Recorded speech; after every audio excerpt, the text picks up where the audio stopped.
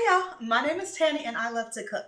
And today I'm going to show you a very simple recipe for your air fryer. And it's going to be using squash and zucchini, yellow squash and zucchini. A lot of people have these plentiful in their garden during the summertime. These I actually bought from the grocery store. And the thing I like about this recipe is that the squash is a very neutral tasting vegetable, so it is a perfect item for us to try some new spices with. So the person I'm actually cooking this for prefers to eat a low sodium diet, so I'm probably going to use this Tony's no salt, which I've used before. The amount of sodium in it says 0. I also have this Badia mushroom seasoning, which I have used mushroom seasoning from Trader Joe's, but I'm out of that, so I have this on hand. And I've never tried it before, but the sodium level is 2% recommended daily value, so 50 milligrams. The ingredients are dehydrated vegetables, mushrooms, garlic, tomato, onion, parsley, sesame seed. Oh, well, I won't be using this because it contains sesame seed and tomato, two things that the person I'm cooking for does not like. So I guess I'm going to be going with the Tony's no salt and pepper because this Badia cilantro lime, I bet it is delicious, but it's cilantro lime salt. So the amount of sodium in it is 250 milligrams per serving. Y'all know I love this dill pickle seasoning from Trader Joe's. I use this in a chicken recipe on this channel, and it contains 90 milligrams of sodium, so not so bad. And then I bought this tagine. Now this is the reduced sodium kind, but I've never tried it before, so I don't know how it tastes. And the sodium in it is 120 milligrams. So I'm going to try a couple of these spices to see how I like it. But for the person I'm cooking for, we're just going to go with the Tony's and some black pepper. So quick and simple, we're just going to wash this, dry it, slice it, add some oil, and drop it in the air fryer. 400 degrees, 10, 12 minutes. We'll see how it goes. Add our seasoning and then see how it comes out. So let's get to cooking.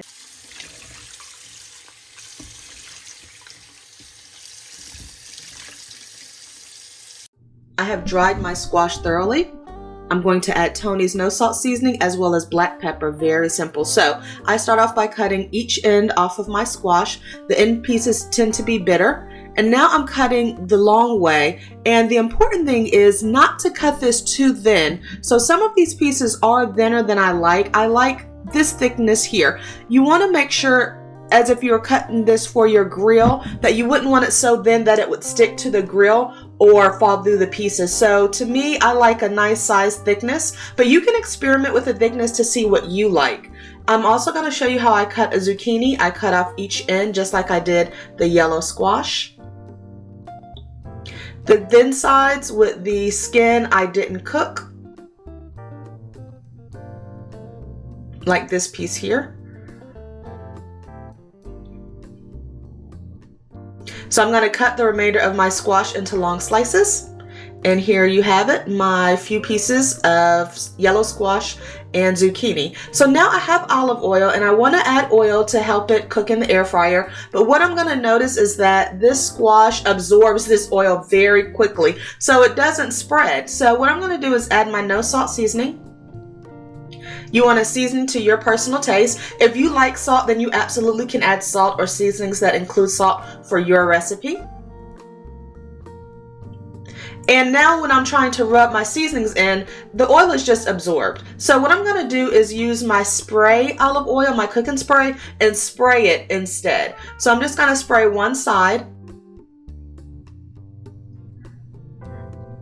And I'm going to set my air fryer to 400 degrees for about 15-16 minutes. You can add another minute or two to let your air fryer preheat if you like.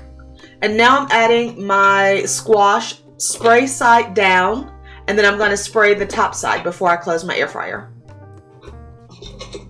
Leave enough space so some of the air can circulate through the bottom of your basket.